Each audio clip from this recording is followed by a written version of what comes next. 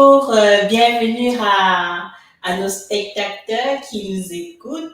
Bienvenue sur ce temps de partage.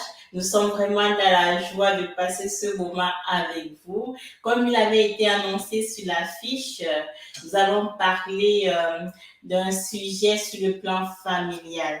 Tout d'abord, je vais commencer par à présenter la plateforme. Moi, c'est Leslie Jom. Je suis visionnaire de la plateforme Les Trésors du Seigneur. C'est quoi les Trésors du Seigneur? C'est tout simplement une plateforme qui aide les jeunes adultes à prendre les décisions éclairées à travers la sagesse des seigneurs avisés et sages. Nous sommes heureux pour vous connecter sûrement pour la première fois. Bienvenue, vous êtes au bon endroit. Alors, nous allons parler de la dot. La dot, nous allons aborder ce sujet qui est sensible pour certaines familles. Nous allons vraiment nous laisser conduire par le Saint-Esprit. Oui, oui, oui, nous allons nous laisser conduire. Et nous avons comme pour inviter Mamie Agnès Oum. C'est pas la première fois qu'elle est sur cette plateforme. Nous avons encore la joie de vous accueillir, Mamie Agnès. Bienvenue sur cette plateforme. Bonjour Leslie et merci de me rappeler aujourd'hui. Je suis Madame Oum Agnès, enseignante retraitée, mère de beaucoup d'enfants et grand-mère de beaucoup de petits-enfants. Leslie m'a toujours sollicitée parce que c'est une jeune dame qui veut aider les jeunes qui se posent beaucoup de problèmes concernant le mariage. Et comme moi, j'ai eu à faire 30 ans de mariage, 30 ans de bonheur, elle a trouvé que j'étais peut-être la personne qu'il fallait pour l'aider dans son parcours. C'est pour cela qu'aujourd'hui, on avait déjà commencé, on a déjà fait des vidéos. Aujourd'hui, on va parler principalement de la dot. Merci Leslie. Merci encore une fois de plus pour votre fidélité. Je suis vraiment reconnaissante, je ne le prends pas pour acquis là. Je suis vraiment reconnaissante. Donc, je veux aussi remercier mes proches qui me permettent de prendre du temps pour réaliser ce live, cet entretien. Merci à vous aussi qui me soutenez, vous qui me soutenez à travers vos différentes interventions sur nos pages. Nous sommes sur Facebook, nous sommes sur YouTube, sur TikTok et récemment sur Instagram au nom de Leslie Yimchong. Alors, sans plus tarder, nous allons entrer dans le vif du sujet, la doute. Mamie Agnès, alors, à travers un sondage, les jeunes ont posé des questions et la première question, il s'agit de savoir qu'est-ce que la doute? Pourquoi est-il important la doute? D'accord, merci Leslie.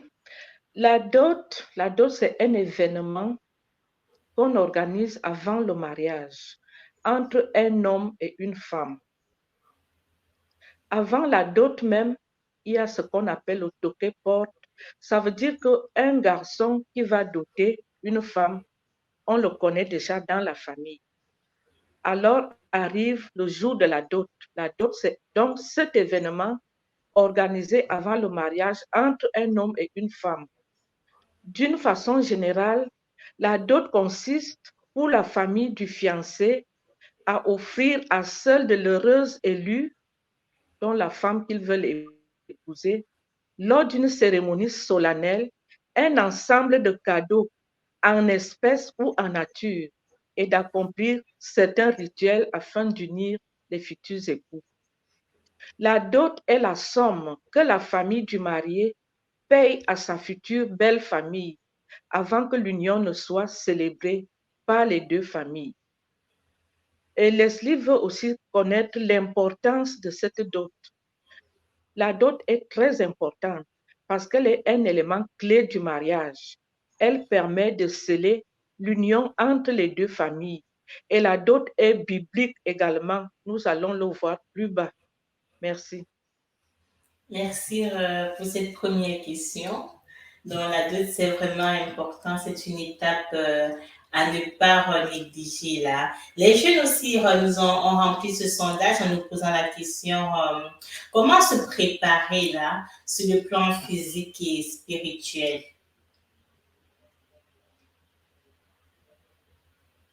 Pour faire la dot, on doit vraiment se préparer sur le plan physique et sur le plan spirituel, ce côté que nous négligeons souvent beaucoup.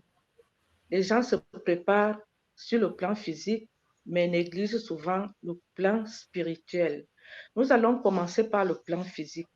Sur le plan physique, la dot nécessite une préparation. Tout commence par l'obtention d'une liste établie par la famille de la fille. Donc, quand le garçon part faire le toqué-porte, avant de rentrer, il demande une liste. Qu'est-ce que je dois apporter comme présent dans ma belle famille? Chaque membre de la famille de cette fille, le père, la mère, les oncles, les tantes, les frères et sœurs de la fille expriment leurs besoins. Chacun dit ce qu'il aimerait avoir parce que sa fille part en mariage, parce que sa nièce part en mariage, parce que sa sœur part en mariage. Chacun exprime donc ses besoins. On établit donc cette liste à huis clos en famille. On remet cette liste au futur gendre. Ce dernier peut fixer la date à laquelle il viendra verser la dot. Tout dépend du coût et des moyens dont dispose le fiancé pour passer à l'acte. La préparation se fait aussi sur le plan vestimentaire, parce que le jour de la dot, le fiancé et la fiancée doivent être bien habillés. En Afrique, par exemple, ils cousent des tissus pagne, ça fait l'uniforme, le fiancé, la fiancée ont le même tissu. Ils apprêtent donc cette tenue qu'ils vont arborer le jour de la dot. La famille, surtout les jeunes filles de la famille de la femme, peuvent aussi s'habiller en uniforme si elles veulent pour agrémenter la cérémonie. Le fiancé prépare aussi 2 bagues pour sceller leur fiançailles ce jour-là. Donc, il y a d'abord ces bagues de fiançailles avant les bagues on va amener à l'église un jour. La famille de la femme doit aussi s'apprêter à recevoir la belle famille le jour de la dot. Elle se charge donc de leur donner à manger. C'est la famille de la fille qui reçoit toutes les personnes qui vont assister à cette grande cérémonie. Par contre, c'est la famille du garçon qui se charge d'offrir la boisson. Ça, c'est sur le plan physique. Maintenant, sur le plan spirituel, qui a toujours été négligé, je ne sais pas vraiment s'il y a beaucoup de couples qui se sont préparés spirituellement avant d'aller donner la dot. S'il y en a, c'est vraiment félicitations.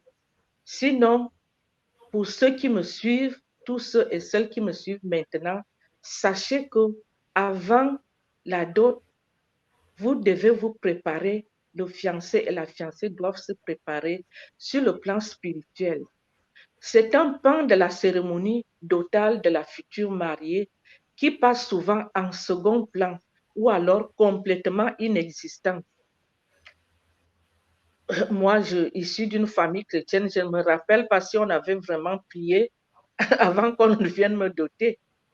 Donc, actuellement, qu'on a la connaissance, qu'on a la possibilité de suivre les vidéos, franchement, préparez-vous spirituellement avant la dot.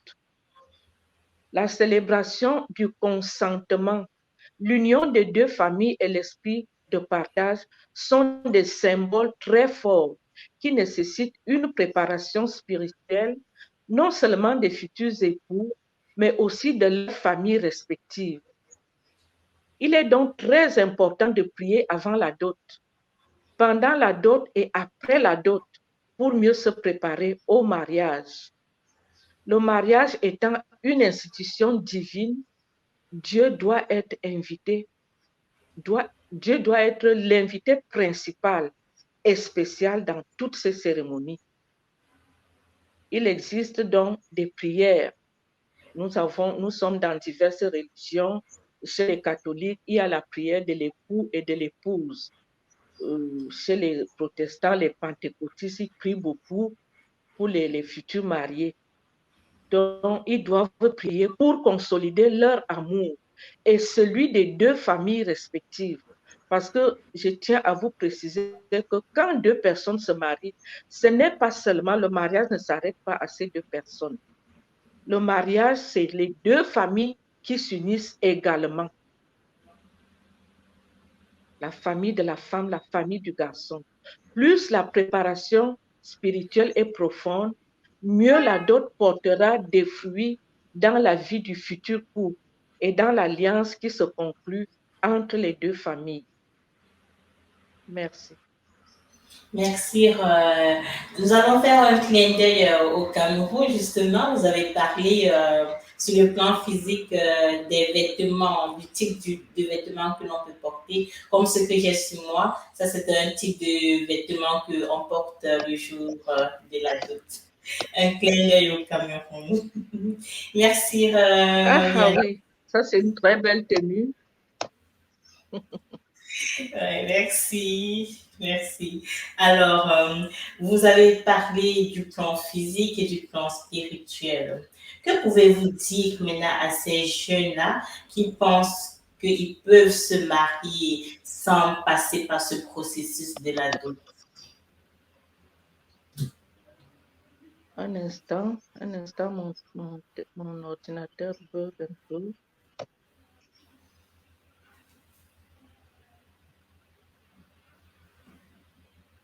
Un Parce instant. qu'on constate que de nos jours, avec la modernisation, parce que la dot sert donc, ça fait pas partie de la modernisation. Beaucoup de jeunes aujourd'hui, vraiment, qui pensent que on peut se marier sans forcément, on n'a pas besoin de ça. La dot, c'est pas quelque chose de d'essentiel à leurs yeux. Il suffit juste d'aller à la mairie, à l'église là. Et pourtant, comme maman Agnès l'a dit, la dot, c'est vraiment d'abord l'union des familles.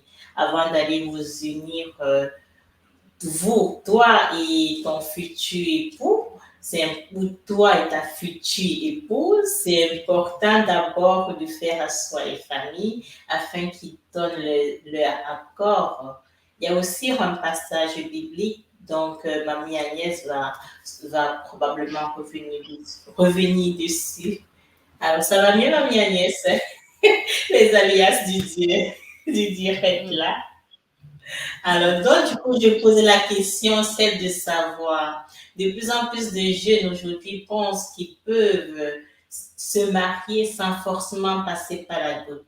Qu'est-ce que vous pouvez leur dire? Merci Leslie, ça c'est une très belle question. Que pouvez-vous dire à ces jeunes qui pensent qu'ils peuvent se marier sans passer par ce cheminement? Je leur dirais tout simplement, déjà les jeunes de nos jours, ils veulent faire tout à leur tête. Ils oublient que même étant majeurs, ils auront toujours besoin de leurs parents. En Afrique encore, ça passe. Mais ici, en Europe, les jeunes font tout à leur tête. On s'est aimé, on doit se marier. Allez, ça passe. C'est vrai que bon, la dot n'existe plus en Europe, mais d'une façon, elle existe quand même, puisque la femme doit amener certaines choses quand elle va en mariage. Donc, je dirais tout simplement qu'ils commettent une grosse erreur de ne pas passer par ce cheminement, car si nous partons toujours sur des bases bibliques, parce que dès le début, on vous a toujours dit que le mariage est une institution divine. Celui qui passe à côté de ça va échouer. Ça, c'est une assurance. La personne qui ne veut pas savoir que le mariage est biblique, c'est une institution divine, va échouer. Je prends donc l'exemple d'Abraham, notre grand patriarche Abraham dans la Bible. Quand il voulait prendre une femme pour son fils Isaac, il avait envoyé son serviteur chercher une femme pour son fils Isaac. Quand ce serviteur part à la rencontre de cette fiancée, il avait 10 chameaux à sa suite. Vous pensez que ces chameaux partaient en balade tout simplement, mais non. Ces chameaux portaient des présents que le serviteur devait aller offrir à la belle famille. Bon, c'est vrai, Abraham était très riche, donc 10 chameaux, vous imaginez ce que ces chameaux pouvaient porter. Il est donc parti avec 10 chameaux. Il a été envoyé par son maître. Et il avait avec lui beaucoup de présents qu'il devait donner à la belle famille.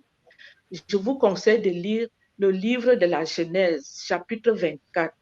Vous pouvez lire tout le chapitre, mais c'est beaucoup plus dans le verset 53 et 54 qu'on parle des présents que ce serviteur avait présentés à la famille.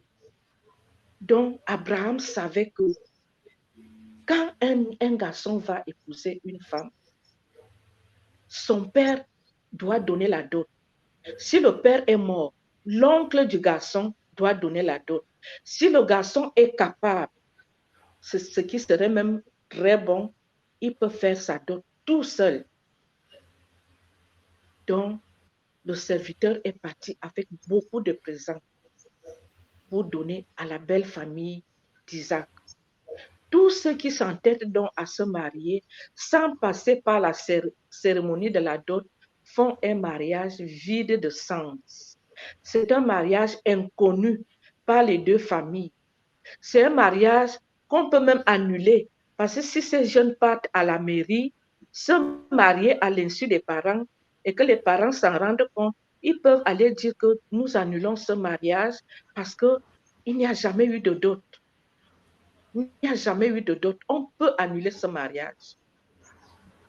C'est un mariage inconnu par les deux familles et le jeune couple n'aura aucune bénédiction provenant de leur famille. Or, on doit aller en mariage avec l'assurance que mes parents m'ont béni, les parents de mon mari l'ont béni. Donc, c'est très, très important de commencer par un avant d'aller à deux. Et le un du mariage, c'est la dot. Merci.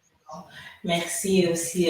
Nous voulons aussi, c'est aussi important de préciser que la dot aussi, ça se fait aussi en fonction du territoire d'où on se trouve. Par exemple, de la culture aussi, de nos origines. Par exemple, les Européens, eux, pour eux, ça fait pas partie de leur culture, en fait, sur leur territoire. La dot, c'est pas vraiment, c'est quelque chose qui n'y a vraiment pas d'accent dessus. Alors que, par exemple, nous, les Africains, entre guillemets, ou d'autres pays aussi, comme au Japon aussi, dans certaines cultures, c'est vraiment une étape clé primordiale. Ça dépend aussi vraiment de la culture, de l'origine, de quelle origine sommes-nous. C'est pas parce que nous sommes des Africains que nous vivons ici qu'on va dire bon, vu que je suis sur le territoire européen, c'est pas important, je peux m'en passer de la dot. Non, nous sommes ici, mais n'oublions pas que le mot est peut-être dur, mais c'est la réalité. Nous sommes des étrangers. Nous venons de nos terres. Nous avons nos terres. Ici, nous sommes des étrangers parce que la preuve, sur le plan physique, nous sommes des étrangers parce que la preuve, tout dernièrement, j'ai reçu un document administratif qui disait vous êtes étrangère, on met mon nom, Leslie Yunchom, étranger. Donc, c'est pas parce que nous sommes ici que on ne peut pas le pratiquer. Nous sommes certes sur un territoire occidental, mais nos origines, nous sommes originaires de l'Afrique. Donc, chez nous, nous pratiquons la dot. Donc, il ne faut pas négliger cela. Donc, nous sommes des étrangers, mais nous appartenons au royaume des cieux. Merci, Mamie Agnès. Je ne sais pas si vous voulez rajouter quelque chose, peut-être revenir sur quelque chose que j'ai pu dire, rectifier Non, quelque comme chose. tu viens de dire, c'est vrai, ça dépend des régions, des coutumes, des traditions. Il s'avère même que même dans le même pays, les coutumes diffèrent selon les tribus. La dot à l'ouest du Cameroun, par exemple, ne se fait pas de la même façon qu'au centre du Cameroun. La dot au nord du Cameroun est tellement différente. Parce qu'en principe, au nord Cameroun, c'est plutôt la femme qui va avec la dot. C'est la femme qui va avec des biens pour aller aider le couple à démarrer. Donc, c'est la famille de la fille qui achète tout ce qu'il faut à la femme pour que le mari n'ait pas beaucoup de soucis et qu'il se lance. Contrairement au centre du pays, c'est la famille du garçon qui va payer la dot, qui doit donner tout ce que la belle famille a listé. Donc, tout dépend des régions, des coutumes de chaque pays, de chaque origine. Oh, merci. Vous avez aussi parlé du serviteur d'Abraham. Ça veut dire que le serviteur, là, il avait vraiment un rôle clé. Et dans ce rôle, on peut voir la négociation. Nous allons aborder le sujet de la négociation. Est-ce que, selon vous, quand on veut faire la dot, est-ce que c'est tout le monde qui est appelé à jouer ce rôle de négociateur? Est-ce que la future mariée, le futur époux, ou alors la famille aussi du futur époux, ou la famille de la future épouse, en fait, la question, elle est vraiment de savoir qui peut jouer le rôle de négociateur. Alors, le problème de négociation, il y a déjà ce fait au Cameroun. Je parle beaucoup de Cameroun parce que je suis originaire du Cameroun et je maîtrise mieux ce qui se passe au Cameroun. Beaucoup de gens n'arrivent plus à se marier maintenant à cause de la dot qui est devenue excessive, exorbitante. C'est-à-dire que tout se passe comme si la famille de la fille est pauvre à un niveau où ils veulent s'enrichir le même jour à travers la dot de leur fille. Donc, quand on a déjà fait la liste, quand le garçon reçoit la liste, souvent il est choqué. Il se demande, est-ce que je pourrais? Comment je vais faire pour payer tout ça? Est-ce que je vais arriver? Et tant qu'il ne paye pas la dot, il y a des familles qui disent que tant que la dot n'est pas versée, il n'y a pas mariage. Il y a d'autres familles. Moi, par exemple, quand je me suis mariée, mon père a dit, mon mari était encore étudiant et mon père était tellement tolérant, il a dit, c'est pas grave, vous allez vous marier, tu viendras donner la dot après. Et cette dot avait été donnée 2 ans après notre mariage. Donc, vous voyez, tout dépend des familles, tout dépend de l'éducation d'une famille. Je dirais donc que par rapport à la question que Leslie pose, qui peut négocier? Pour moi, la seule personne qui peut négocier le coût de la dot, c'est la future épouse. Il n'y a que la future épouse, il n'y a que la fille qui peut aller voir ses parents. Que pardon, nous n'avons pas assez. Est-ce que vous pouvez diminuer? Maintenant, les parents peuvent aussi aller voir les tantes. Si quelqu'un a demandé 3 choses, on enlève même 1 ou 2, ainsi de suite. On diminue, on raccourcit la liste. Il n'y a que la femme, parce que c'est elle qui peut essayer de ramener ses parents à la raison. C'est elle qui peut parler de la situation exacte de son fiancé. Ni le fiancé, ni les parents du fiancé ne doivent en aucun cas négocier pour faire baisser le coût de la dot, au risque de se faire ridiculiser et perdre la face devant la belle famille. Si la maman de la fille n'est pas friande d'argent, elle peut aussi passer par des négociations. Je me rappelle, quand mon fils s'est marié, la liste n'était pas lourde. La liste n'était pas lourde, on a apprécié. Mais ma belle-mère, elle a même encore trouvé une occasion pour aller demander qu'on diminue encore. J'étais surprise. Donc, une belle-mère qui veut que sa fille se marie peut aussi négocier. Mais il y a des mamans qui gâtent tout. Il y a des mamans qui disent que donc on veut tout. S'il n'y a pas tout, il n'y a pas mariage. Donc, il n'y a que 2 personnes, la fille et sa maman qui peuvent négocier pour Ah, diminuer le coût de la dot. Voilà. deux personnes qui peuvent négocier.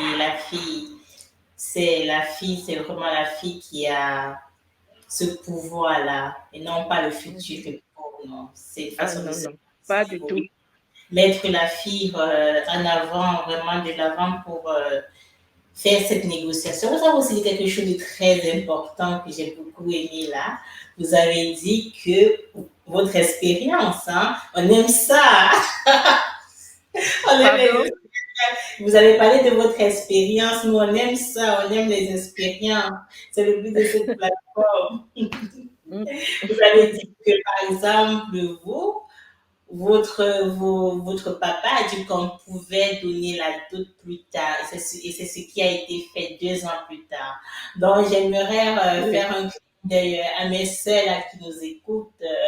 Si votre fiancé dit qu'il ne peut pas aller voir la famille parce qu'il n'a pas l'argent, franchement, c'est une fausse excuse. On a la preuve là. Merci pour cette précision, Marie-Agnès. Bon, il y a aussi le fiancé, il peut donner la moitié parce qu'on ne peut pas aussi prendre la fille de quelqu'un comme ça. Donc, si on t'a taxé 2 millions comme c'est courant au pays maintenant, il semble que c'est la dot maintenant, c'est à partir de 2 millions. Vraiment, c'est difficile. Donc, le fiancé peut, la femme, la fille peut négocier pour que l'homme donne la moitié et donner l'autre moitié après. Mais il ne faut pas que le fiancé aille dormir quand même et ne plus respecter ce qu'il a dit. Donc, c'est très important. Nous allons aborder le thème des finances. Les finances. Comment la pratique de la dot peut-elle affecter les jeunes adultes sur le plan financier? Sur le plan financier, une dot très élevée et exagérée peut avoir des conséquences néfastes dans la vie du couple. Quand quelqu'un sait dépenser, à payer tout ce qu'il faut pour la dot, déjà, il aura même du mal à se marier par la suite. Il va encore attendre longtemps. Il va attendre pour réunir encore la somme qu'il faut pour le mariage. C'est vrai qu'on peut faire des mariages simples, mais comme toutes les femmes veulent mettre la robe blanche et aller dans les grands hôtels, faire la soirée, ça crée problème. Donc, une dot très élevée et exagérée peut avoir des conséquences néfastes dans la vie du couple. Le couple aura du mal à décoller dans leur vie de jeunes mariés. Ils auront du mal à se nourrir et à se vêtir parce que contraints à payer les dettes qu'ils ont contactées pour contenter la famille. Parce qu'il y a beaucoup qui s'endettent. Ils s'endettent parce que quand l'homme veut déjà avoir sa femme à la maison, il est obligé, beaucoup s'endettent et il faut payer ses dettes par la suite. Les dots, les grandes dots contraignent les pauvres à s'endetter. Si les enfants arrivent très vite, donc s'ils se marient et que la femme commence à accoucher, ça va encore les enfoncer dans la pauvreté. Ils vont beaucoup plus s'enfoncer et seront même incapables d'élever et de bien éduquer ces enfants. Dont la dot excessive, franchement, je supplie les parents qui ont encore cette idée de manger derrière leur fille, de revoir leur position. Je connais un problème réel de dot qui s'est passé à l'Est Cameroun. Une fille qui a son master 2 a trouvé un homme à épouser. On a taxé 7 millions à cet homme, espèce. Bon, c'était quand même un homme qui était assez bien, parce qu'une fille qui a déjà son master 2 aussi ne va pas épouser quelqu'un qui gagne 50 000 francs le mois. Donc, le monsieur est venu avec les espèces. il a déposé. La famille de la fille est sortie pour faire encore les pourparlers. Quand ils sont revenus, la famille a dit que l'argent ne suffit pas. Leur fille coûte très cher. Leur fille a fait l'école, ceci, cela, dont les 7 millions-là, ils doivent venir ajouter. Vous vous rendez compte? C'est horrible. C'est très bas même, c'est ridicule.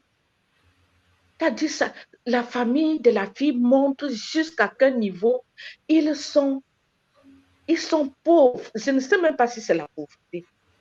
Parce que là, 7 millions, si on vous donne 7 millions espèces, vraiment, partagez-vous ça. Chacun va faire ce qu'il va faire avec. Mais refusez le mariage à votre fille parce qu'il faut encore venir ajouter de l'argent sur les 7 millions. Non, ça ne donne pas. Donc, chers parents, essayez de revoir ce problème de dot quand votre fille va en mariage. Regardez la position de votre beau-fils, de votre genre. S'il est nanti, il n'y a pas de souci.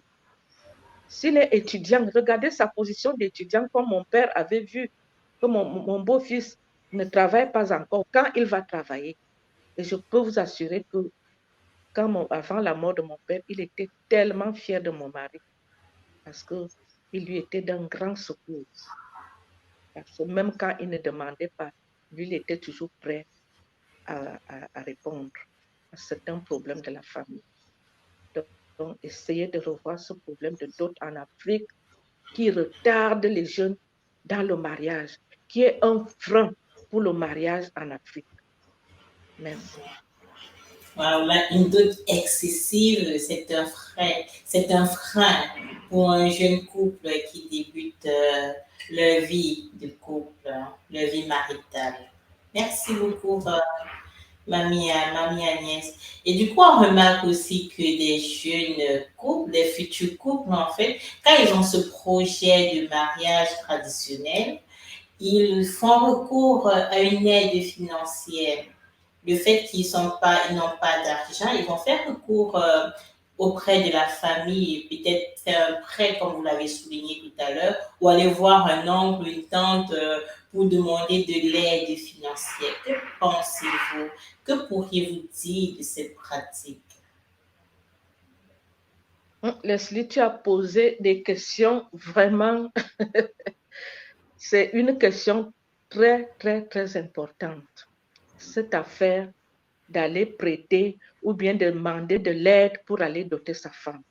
Je vous dis tout de suite que c'est une démarche à proscrire quand on veut se marier dans la dignité et quand on veut que son couple dure. Je vais vous donner l'exemple. Ça s'est passé dans mon village. Je ne peux pas citer les noms, mais dans mon village, il y a un homme. Son fils devait aller doter sa fille. Il a commencé à demander de l'argent aux membres de la famille. C'était un monsieur retraité déjà, qui avait une bonne retraite au village, qui pouvait même doter son fils sans avoir besoin de l'aide de qui que ce soit. La famille a donné ce qu'elle pouvait donner, lui-même a mis la plus grosse part. Il est parti doter sa belle-fille. Vous savez ce qui s'est passé après? Le beau-père a commencé à faire la cour à sa belle-fille, à vouloir avoir des rapports, à dire, n'oublie pas que c'est moi qui t'ai doté. N'oublie pas que c'est moi qui t'ai doté. Ça, c'est un scandale. C'est un scandale. Donc, c'est à proscrire. Ne demandez jamais l'argent à qui que ce soit. À qui que ce soit. Je veux même aller plus loin et dire à l'homme, n'accepte pas que ta femme t'aide dans ta dot. Parce qu'une femme qui aide l'homme, qui prend de l'argent, donne à son fiancé pour aller la doter, c'est une femme qui va chercher à porter le pantalon dans la maison. C'est spirituel, ce que je vous dis là.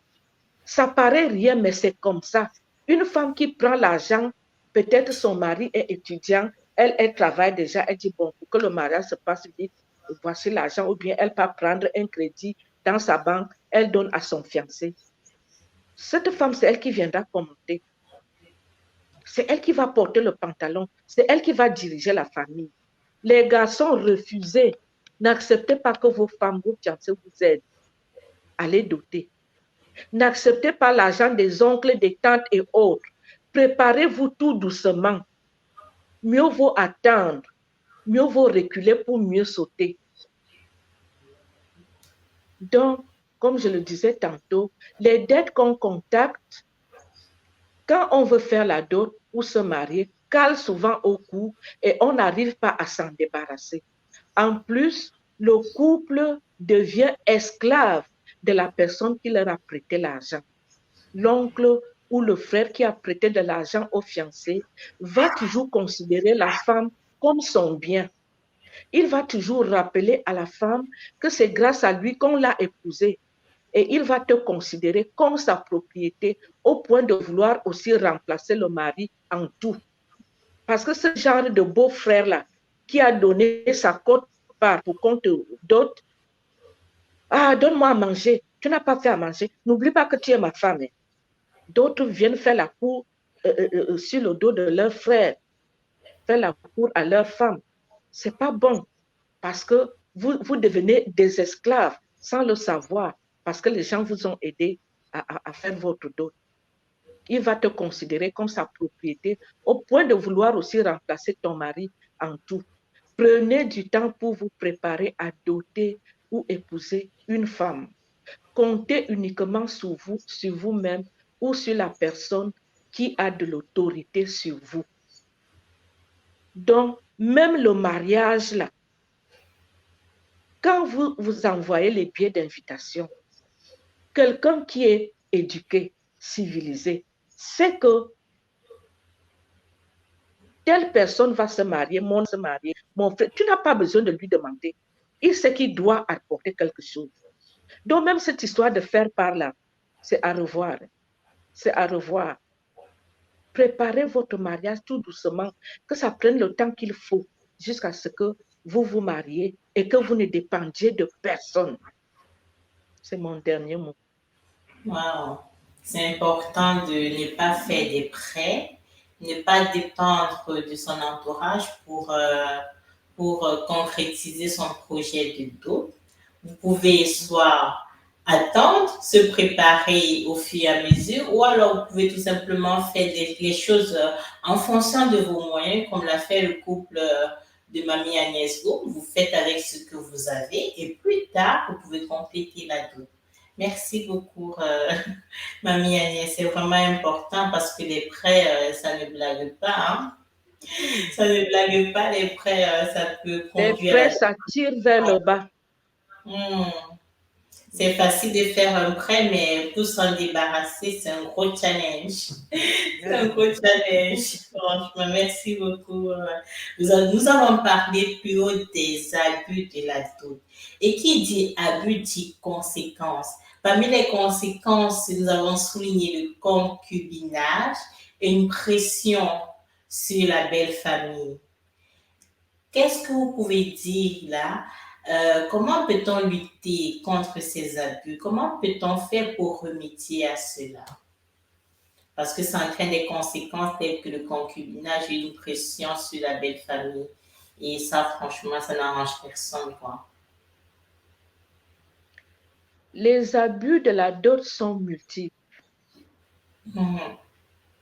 La dot, le premier abus, la dot est devenue un moyen d'enrichissement illicite dans certaines familles. C'est un abus de demander d'une façon exagérée du bien matériel ou de l'argent en espèces à un jeune homme qui veut épouser une femme. C'est un abus. Le deuxième abus, la femme est considérée comme une marchandise à vendre. Franchement, quand c'est exagéré, c'est comme si la femme était une marchandise qu'il faut vendre. L'exigence de verser toute la dot une fois ou les 3/4 d'une dot excessive. C'est-à-dire, il y a des familles qui insistent que tant que tu ne donnes pas, notre fille ne bouge pas. C'est un abus. Tant qu'ils exigent que tant que tu ne donnes pas les 3/4, c'est aussi un abus. La famille de la fille, s'ils comprennent la position de leur gendre, ils évaluent, ils peuvent dire apportez ce que vous avez et le reste viendra par la suite. C'est la meilleure méthode. Mais je continue aussi à dire que l'homme ne doit donc pas être malhonnête par la suite. Il doit se rappeler qu'il doit encore une partie de la dot à la belle famille et qu'il doit aller la verser. Même si les années sont passées, l'argent est bien à tout moment, la nourriture est bien à tout moment. Donc, voilà donc les principaux abus que j'ai soulignés.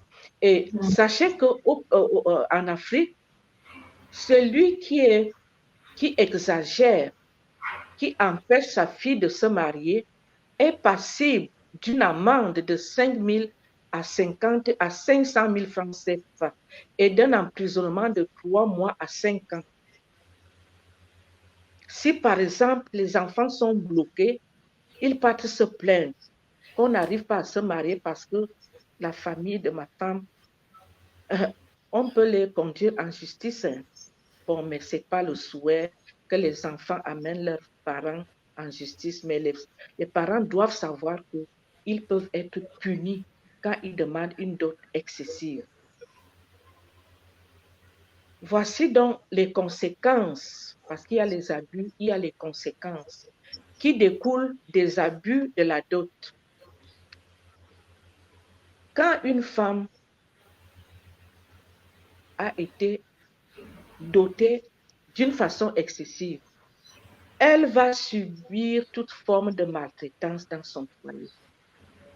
Elle sera harcelée.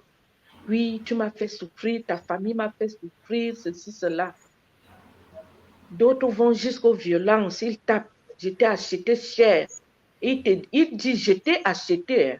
Ce n'est plus la dot, c'est l'achat. Ça veut dire que pour lui, tu es une marchandise qu'il a achetée.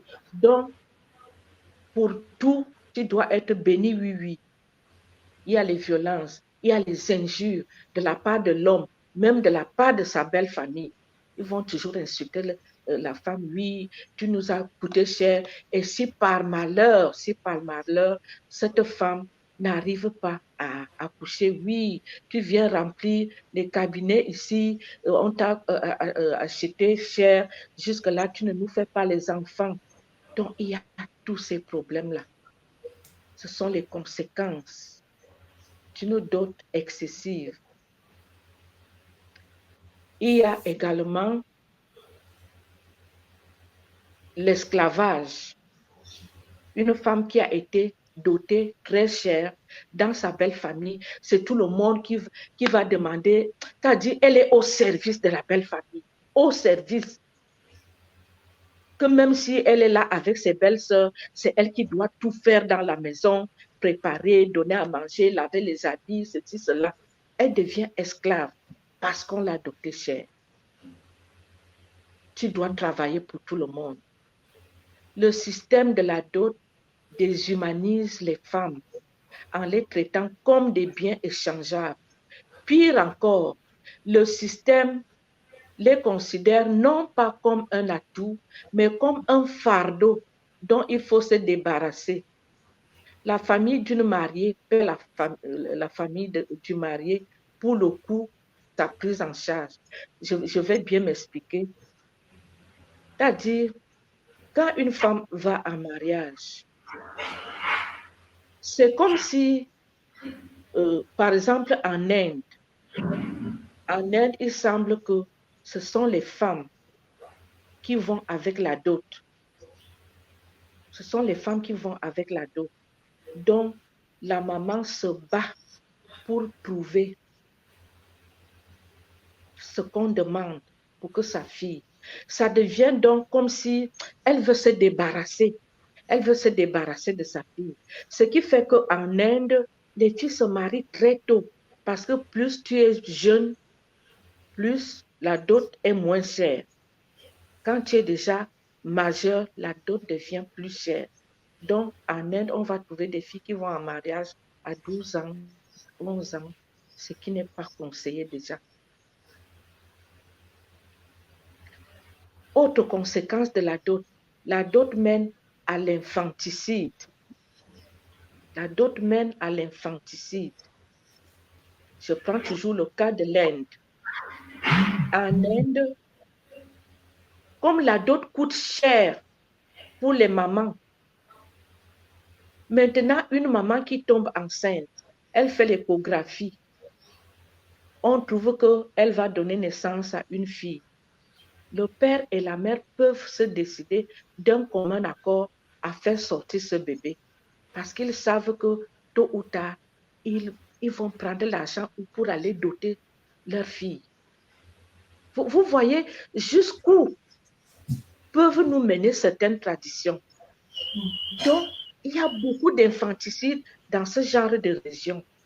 On ne veut plus donner naissance aux filles. On préfère les garçons parce que c'est le garçon qui va recevoir la dot de la fille.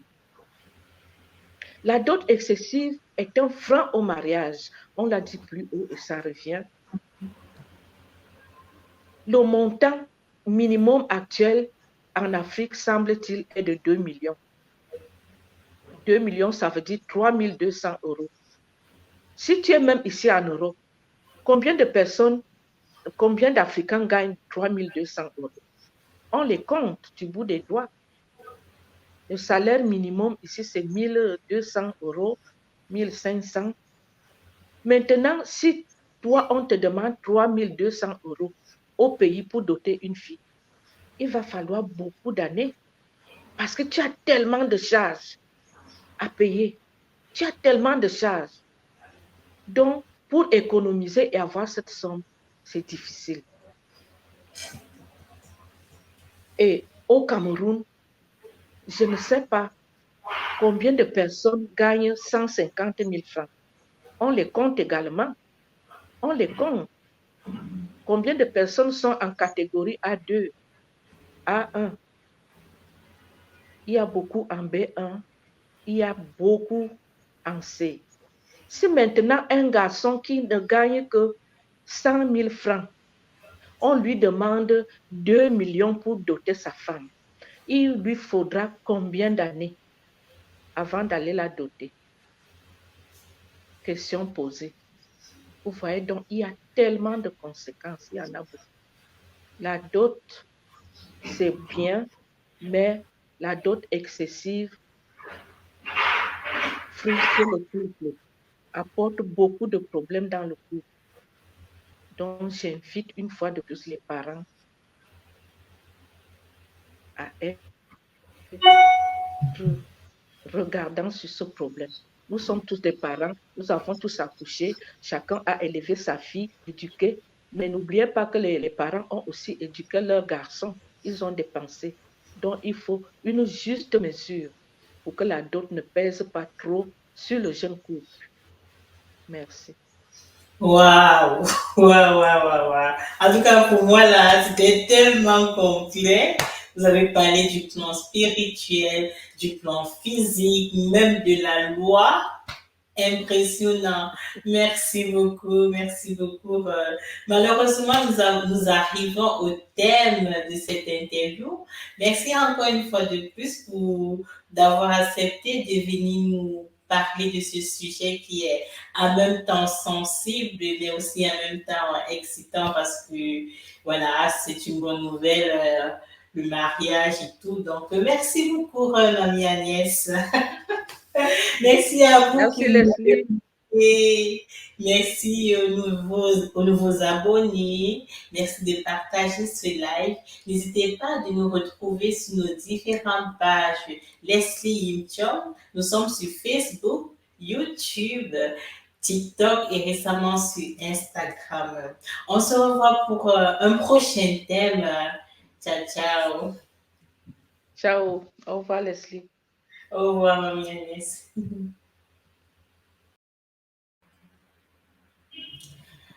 Alors, nous allons clôturer avec cette question, la question bonus, comme j'aime bien l'appeler.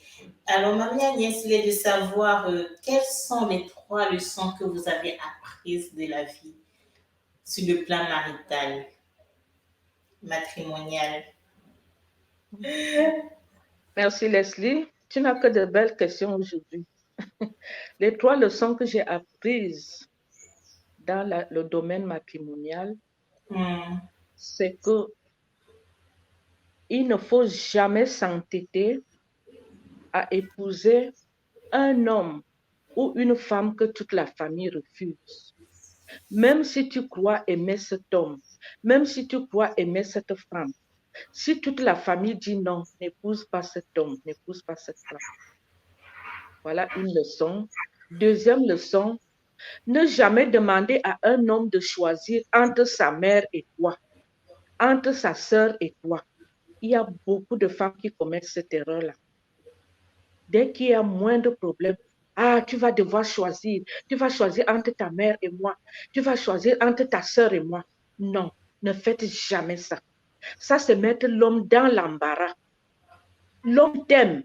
Il aime sa mère. Chacune a sa place dans le cœur de l'homme. Il aime sa sœur, c'est son sang. Toi, c'est sa femme. Tu ne peux pas aller séparer ton mari de sa sœur. Jamais, jamais ne créez ce genre de situation dans le couple. Troisième leçon, ne jamais exposer sa vie de couple, même à celle que vous pensez que c'est votre ami. Le couple, c'est comme une boîte de sardines fermée. Tant qu'elle est fermée, on ne connaît pas le nombre de sardines qu'il y a dedans. Mais dès qu'on ouvre, on peut compter qu'il y a 3, 4, 6 sardines. Ce sera la même chose si vous exposez votre vie de couple. Ton ami qui t'enviait peut-être va dire, mais c'est pas possible. Moi qui l'enviais, donc elle est dans la merde. Soyez discrète. Exposez pas votre vie de couple. Même dans votre famille, aussi longtemps que vous le pouvez, n'allez pas dire du mal de votre mari ou de ta belle famille dans votre famille. Voilà donc les 3 leçons que j'ai retenues de la vie de couple et qui pourront servir à bien d'autres. Merci. Dans ce cas, alors, vous avez dit ce qu'il ne faut pas faire. Du coup, j'ai cette question qui me vient. Qu'est-ce qu'il faut faire? Est-ce que s'il ne faut pas le dire à la famille, est-ce qu'il faut ruminer ça? Et puis un jour, ça peut exploser. Vers qui faut-il se tourner? Il y a des cas où on ne peut plus se taire. Si l'homme est violent, un homme violent, on ne se tait pas. On ne se tait pas si on a un mari violent, que ce soit en justice, que ce soit dans la famille. Mais les petits problèmes de couple, franchement, gardez-les pour vous. Gardez-les pour vous. Faites tout pour qu'il y ait le dialogue dans le couple. Vous vous arrangez. Vous n'avez pas besoin d'une 3e personne entre vous. D'accord. Enfin, Ok. c'est comme ça que j'ai géré ma part de couple. 30 ans, je n'ai pas été déçue. Ça s'est bien passé. Et aujourd'hui, avec le fléau des coachs, là, que pensez-vous de ça? Est-ce qu'il fallait se confier vers un coach ou vraiment ça reste juste dans la maison, là? Allez consulter un coach. Allez se confier. Je dis que le plus longtemps que vous pouvez tenir, même au pasteur, même au prêtre, n'allez pas vous confier n'importe comment tant que vous pouvez gérer la situation. Et quand on est chrétienne, la prière arrange tous les problèmes. Priez, priez, priez. Dieu va se charger d'arranger votre situation. N'exposez pas votre vie de couple. Le mariage est tellement important qu'il faut le préserver. Wow. C'est sur cette note de la fin que nous allons terminer. Le mariage est tellement important qu'il faut le préserver. Merci beaucoup, Marie-Agnès. À très bientôt. Ciao, ciao. Merci Leslie. Bonne journée. Ouais, merci.